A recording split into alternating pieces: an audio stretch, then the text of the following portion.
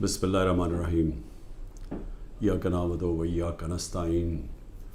میرے پاکستانیوں، میں جو آج آپ سے بات کرنے لگا ہوں وہ کل ایک ISPR کی پریس کانفرنس ہوئی اور اس کے اندر انہوں نے ایک دو باتیں کہیں تو میں مجبور ہوں کہ میں آج اپنی قوم کے ساتھ بات کروں۔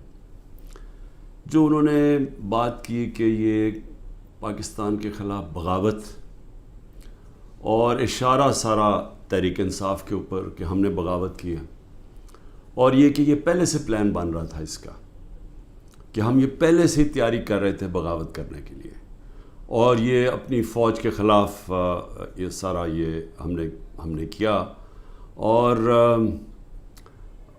جس طرح کی وہ بات کی گئی مجھے ایک بڑی تکلیف ہوئی اس کی۔ تو میں نے کہا کہ میں آج اپنی قوم کے سامنے ذرا 2-3 پوائنٹ رکھوں، کیونکہ جب ایسی بات کی جاتی ہے تو اس کا جواب دینا بڑا ضروری ہے۔ دیکھیں، اب یہ موقف آ گیا ISPR کا اور پاکستان کی اسٹیبلشمنٹ کا کہ تحریک انصاف نے بغاوت کی۔ اب یہ دوسرا بھی ایک موقف ہے، یہ ہمارا بھی موقف ہے، یہ میرا موقف ہے، میری پارٹی کا موقف ہے کہ ہمارے خلاف پوری کانسپریسی کی گئی، ہماری گورنمنٹ گرائی گئی، جبکہ پاکستان کی تاریخ میں 2 سالوں میں آخری ہمارے 2 سالوں میں بہترین معیشت اوپر جا رہی تھی۔ آپ اگر اکنامک انڈیکیٹرز دیکھ لیں اور پاکستان اکنامک سروے پڑھ لیں تو وہ ان کی حکومت کا بھی پڑھ لیں جو ان کے دور میں شائع ہوا ہے، تو آپ کو یہ پتہ چلے گا کہ 17 سال کے بعد بہترین اکنامک پرفارمنس تھی، اور 17 سال پہلے اس لیے تھی کہ امریکی ڈالرز آ رہے تھے، ہم امریکہ کی وار آن ٹیرر لڑ رہے تھے۔ یہ امریکی ڈالرز آنے کے بغیر باوجود یہ اکانومی بڑھ رہی تھی، انڈسٹری بڑھ رہی تھی، ریکارڈ گروتھ ہو رہی تھی، اور اس کے باوجود کہ 2 سال کرونا میں ساری دنیا میں ایک بہت بڑا زوال آیا ہوا تھا، اس کے باوجود اللہ کا کرم کہ ہم نے اپنی معیشت کو بھی بچایا، ہم نے اپنے لوگوں کو بھی بچایا۔ دنیا نے اکنالج کیا کہ پاکستان نے جو قدم اٹھائے کووڈ-19 میں وہ دنیا میں مثال تھے۔ ایک امریکی ایک اکانومسٹ جو کام کرتا تھا ڈونلڈ ٹرمپ میں، اس نے کہا کہ اگر امریکہ پاکستان کی مثال لے لیتا تو کتنے 10 کھرب ڈالر بچا سکتا تھا۔ تو اس گورنمنٹ کو گرایا گیا ایک سازش کے تحت، تو یہ ہم کہہ رہے ہیں کہ ملک سے غداری ہوئی۔ اس کے بعد 25 مئی کو ہمارے ساتھ جو ہوا، کسی پولیٹیکل پارٹی سے ایسا نہیں ہوا کہ وہ لانگ مارچ کر رہی ہے اور 2 دن پہلے گھروں میں گھس کے اٹھائے جا رہے ہیں لوگ، کتنے ہزار گھروں میں پولیس گھسی رات کے صبح کے 3 بجے۔ یہ پہلی دفعہ کسی پارٹی سے ایسے ہوا۔ 3 لانگ مارچز میرے خلاف ہوئی، بتائیں ایک بھی FIR کٹی؟ ایک دفعہ ہم نے کسی کو روکا؟ کسی کے اوپر ٹیئر گیسنگ ہوئی؟ اور ہمارے اوپر پورا ایک اٹیک آیا، ہمارے بنیادی حقوق فنڈامنٹل رائٹس کی وائلیشنز ہوئی، اور ہمارے اوپر ہی پرچے کٹ گئے۔ میں نے تب 26 کی صبح کو اپنے دھرنا کال آف کیا، کیونکہ مجھے پتا تھا انتشار کی طرف جا رہا ہے۔ جو پارٹی الیکشن چاہتی ہے وہ انتشار تو نہیں چاہتی۔ تو اس کے بعد ہمارے اوپر یہ نہیں ہوا کہ سستیاں کم ہوئیں۔ جب ہم 30 بائی الیکشنز جیت گئے 37 میں سے، باوجود اس کے کہ پوری اسٹیبلشمنٹ کی سپورٹ تھی یہ 12 جماعتوں کی، میرے اوپر قاتلانہ حملہ ہوا، مجھے قتل کرنے کی کوشش کی گئی، میں اپنی FIR نہیں کٹوا سکا۔ یہ بھی سازش تھی، کیونکہ وہ طاقتور لوگ بیٹھے ہوئے تھے، میں کچھ نہیں کر سکا۔ پھر جو JIT بنی پنجاب کی ہماری گورنمنٹ تھی، اس نے جو چیزیں سامنے لے کے آئیں، جب وہ چیزیں سامنے آ رہی تھیں کہ 3 شوٹر تھے ایک کی بجائے، وہ JIT کو سیبوٹاج کیا طاقتور لوگوں نے۔ سازش تھی، کیوں نہیں ان JIT کو چلنے دیا۔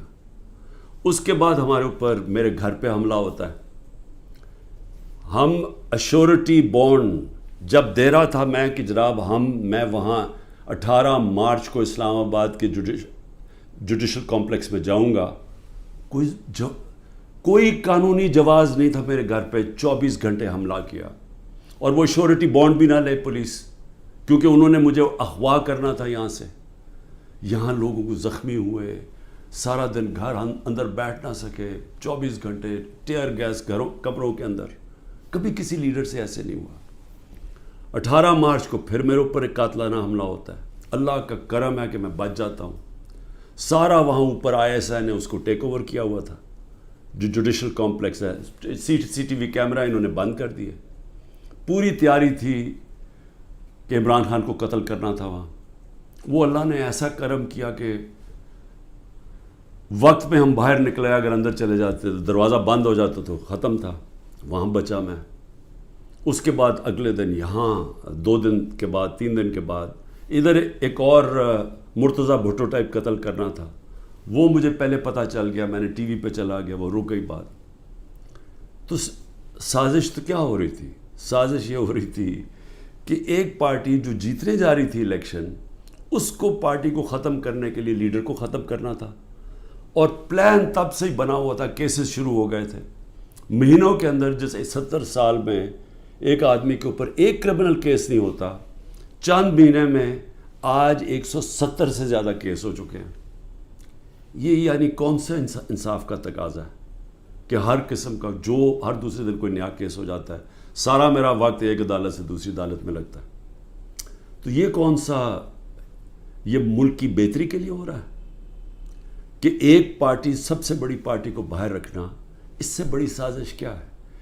جمہوریت، سب سے بڑی پارٹی کو ختم کرنے کا مطلب جمہوریت ختم کرنا ہے، اور جمہوریت ختم کرنے کا مطلب آزادی ختم کرنا ہے. تو یہ کیا ملک کے خلاف سازش نہیں ہے؟ اور پھر جو 9 مئی کو ہوا، اب ISPR صاحب کہہ رہے ہیں کہ جناب 9 مئی کو جو ہوا ہے وہ ایک بڑی سازش چلتی آ رہی تھی، تو وہ سازش سامنے آئی، بغاوت. مجھے یہ بتائیں کہ میں جب یہاں سے، مجھے پتا تھا پکڑنا انہوں نے مجھے 9 مئی کو، میں اس سے پہلے ویڈیو ریکارڈ کر کے گیا کہ اگر مجھے پکڑنا ہے مجھے وارنٹ دے دیں اور میں آرام سے اپنے آپ کو آپ کے حوالے کر دوں گا. کوئی ضرورت نہیں ہے کہ یہ جو میرے گھر کے باہر ہوا کہ پولیس، 1000 پولیس اور رینجرز اٹیک کر رہے ہیں. سب کے سامنے جو ہوا کہ رینجرز بھی نہیں بلکہ وہ کمانڈوز تھے، انہوں نے اٹیک کیا، شیشے توڑے. عملہ جو بیٹھا ہوا تھا رجسٹری آفس کا اسلام آباد ہائی کورٹ، اس کو مارا، وکیلوں کو مارا، مجھے لگا ڈنڈا، مجھے اس طرح لے کے گئے جس طرح کوئی دہشت گرد ہے. غیر قانونی طور پہ مجھے پکڑا. کیا یہ بھی سازش کا حصہ تھا؟ کیونکہ اس کی وجہ سے اشتعال آنا تھا لوگوں کو. اور ہمارا موقف یہ ہے کہ اس کو استعمال کر کے ایک پورا کریک ڈاؤن کیا گیا جو پہلے سے پلان تھا. ہو ہی نہیں سکتا کہ 2 دنوں کے اندر آپ 10,000 لوگوں کو جیلوں میں ڈال دیں پکڑ کے، جب سے پہلے سے پلان نہیں بنا ہوا تھا. اور اس کے بعد جو بھی چیزیں ہو رہی ہیں کہ جو PTI کا ہے اس کو پکڑ لیتے ہیں، جیلوں میں ڈال دیتے ہیں، بری طرح رکھا جا رہا ہے، تشدد کیا جا رہا ہے، کسٹوڈیل ٹارچر کی جا رہی ہے.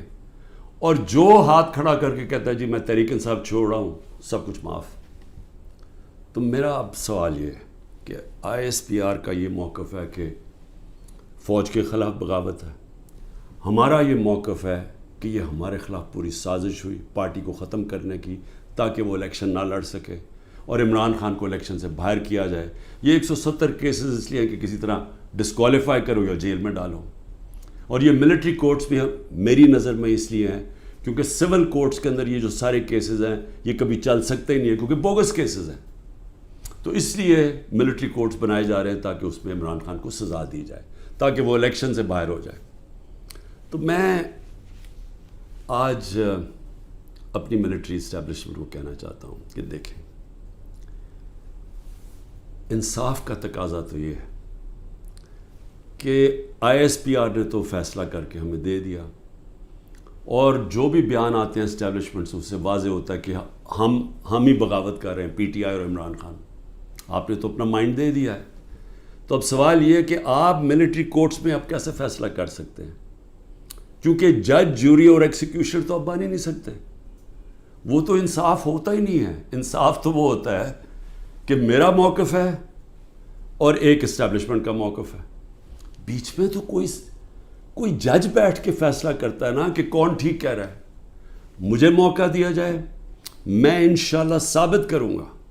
میرے پاس تو اب آہستہ آہستہ ثبوت آیا نا کہ یہ پورا پلان کر کے 9 مئی کو انتشار کیا گیا ہے. یہ جو جگہیں جلائی گئی ہیں یہ پلان ہوا تھا پہلے سے. یہ جو پکڑے تھے 10,000 لوگ یہ پہلے سے پلان بنا ہوا تھا. اور یہ پلان صرف ایک مقصد سے تھا کہ تحریک انصاف کو ختم کرنا ہے.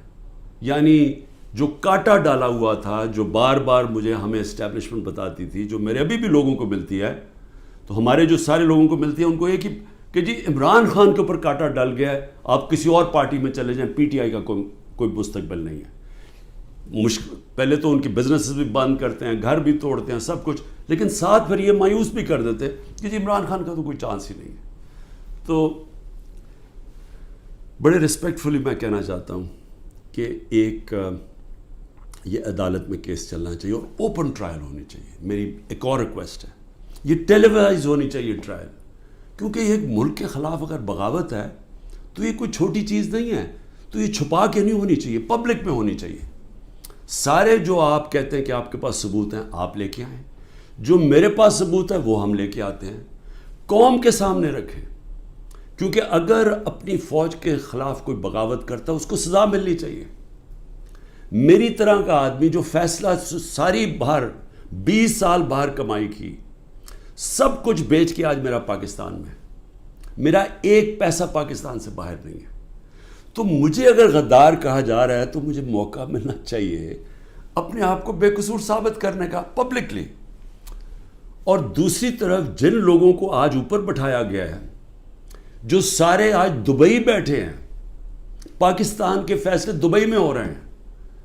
مجھے یہ آج بتا دیں کہ کبھی سنا ہے نریندر مودی جا کے کسی اور ملک کے اندر اپنے وزیروں کو بٹھا کے فیصلے کر رہا ہے؟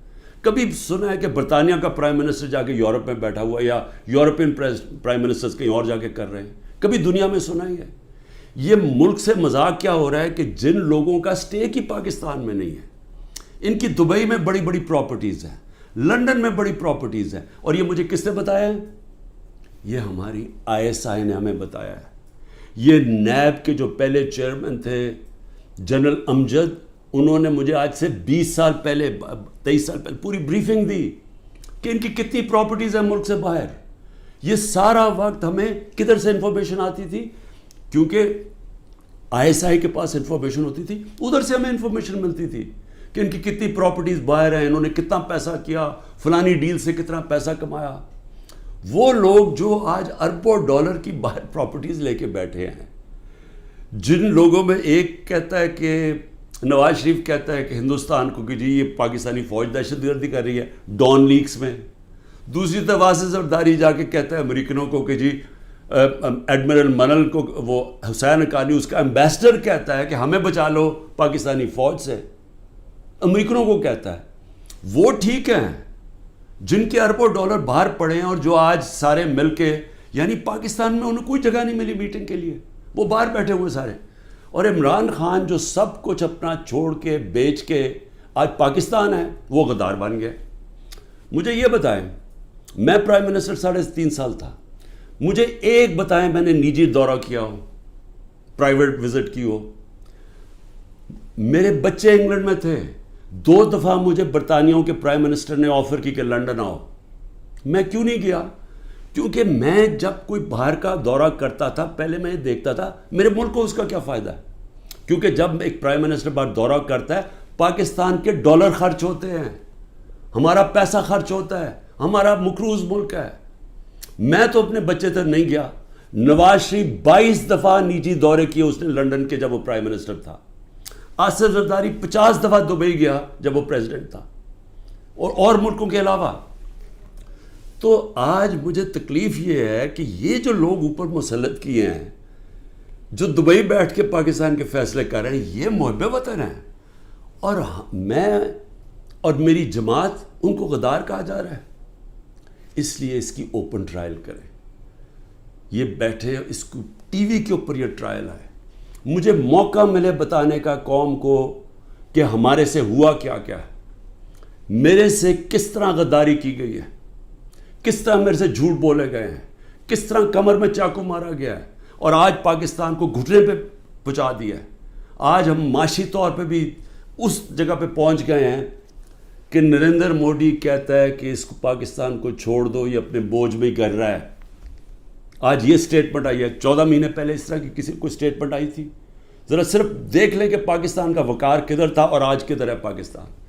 جتنی انہوں نے خدمت کی امریکہ کی, یہ فورن منسٹر نے اچھی اچھی انگریزی بول کے اور پتہ نہیں اربوں روپے کے دورے کر کے, اور اوپر سے شہباز شریف سارا وقت دورے کر رہا ہے باہر. جو جوائنٹ اسٹیٹمنٹ آئی امریکہ کی اور ہندوستان کی نریندر مودی کے دورے پہ, ہمیں ہماری خطرے کی گھنٹی بجنی چاہیے. کبھی بائی لیٹرل میٹنگ میں وہ تیسرے ملک کو برا بھلا نہیں کہتے. انہوں نے نام لے کے کہا کہ پاکستانی دہشت گردی کر رہا ہے. مطلب یہ کہ کشمیر کی جو ساری وہ جو بیچاروں اتنی دیر سے اپنی آزادی کی جنگ لڑ رہے ہیں, وہ پاکستان دہشت گردی کر کے لڑ رہا ہے, وہ آزادی کی جنگ نہیں ہے. یہ اتنا برا ہمارے اوپر انہوں نے, جو اب میں کیا کہوں کہ جس طرح کا انہوں نے پاکستان کے اوپر تماچا مارا ہے, اور یہاں سے کوئی جواب نہیں آئے گا کیونکہ ان کے پیسے باہر پڑے ہیں اور ان کو پتہ ہے ان کے پیسے باہر پڑے ہیں, یہ کبھی نہیں بولیں گے. لیکن مجھے اس سے زیادہ خطرہ ہے, اور میں اس لیے بھی اپنی اسٹیبلشمنٹ کو پیغام دینا چاہتا ہوں کہ دیکھیں, میں ایک تاریخ کا طالب علم ہوں. یہ جو انڈیا کا اور اب امریکہ کا جو جوائنٹ ڈیکلریشن آئی ہے اور جو سمجھوتا ہوا ہے ڈیفنس میں, نیوکلیئر میں, آرٹیفیشل انٹیلیجنس ٹیکنالوجی میں, یہ اب پاکستان میں بہت آگے ہمارے معاشی حالات بالکل ہی جدھر پہنچ گئے ہیں. اس سے ایک امبیلنس پیدا ہو گیا ہے. آج ہندوستان جس طرح نریندر مودی نے تکبر میں باتیں کی ہیں, آج وہ ہمارے سے اپنے آپ کو بہت طاقتور اب سمجھتے ہیں. اور جب انہوں نے کہا نا کہ اپنے بوجھ میں گر رہا ہے, وہ اپنے بوجھ میں گرنے نہیں دیں گے, وہ گرائیں گے. ہمیشہ جنگیں تب لڑی جاتی ہیں جب ایک فریق سمجھتا ہے کہ وہ دوسرے سے بہت زیادہ طاقتور ہے. روس جب یوکرین میں گیا تو یوکرین کا نیوکلیئر پروگرام ختم ہو چکا تھا اور روس سمجھتا تھا ان سے بہت بڑا طاقتور ہے. امریکہ عراق میں اور افغانستان میں اس لیے گیا کہ وہ بہت طاقتور تھا ان سے. تو جب ہندوستان یہ سمجھنا شروع ہو گیا کہ وہ پاکستان سے بڑا طاقتور ہے, ہماری خطرے کی گھنٹی بجنی چاہیے. ملک کو متحد ہونا چاہیے. ملک کو آزاد رکھنے کے لیے قوم کو اکٹھا ہونا چاہیے. یہ نہیں ہونا چاہیے کہ ملک کی اسٹیبلشمنٹ ملک کی سب سے بڑی پارٹی کو ختم کرنے کی کوشش کرے. اس کا مطلب جو ملک کی اکثریت عوام ہے, جو ایک پارٹی کے ساتھ کھڑی ہے, اس کو اپنے خلاف کر لے. یہ ملک کو نقصان ہے. ہماری پھر سے اکانومی بیٹھ چکی ہے, ان کے پاس کوئی حل نہیں ہے. جو جس طرف ہم جا رہے ہیں, جو یہ کوشش کرنے جا رہے ہیں کہ کھچڑی پک جائے پولیٹیکل انجینئرنگ سے, وہ اور ملک کمزور ہونے والا ہے. میں اس لیے پھر سے کہتا ہوں کہ آخر میں اپنے جو فیصلہ کرنے والے لوگ ہیں, جو طاقتور لوگ ہیں, اس وقت پاکستان کو ایک ہی راستہ ہے, صاف اور شفاف الیکشن. لوگوں کو امید صرف تب آئے گی, امید ختم ہو چکی ہے. نوجوان جو چھوڑ کے ملک کو جا رہے ہیں, پروفیشنلز جو ملک کو چھوڑ کے جا رہے ہیں, جو غریب لوگ کشتیوں میں ڈوب رہے ہیں باہر ملک سے نکلنے کے لیے, ان کو امید چاہیے. اور کسی چیز سے امید نہیں آنے لگی سوائے ایک چیز سے, صاف اور شفاف الیکشن. پاکستان پائندہ باد.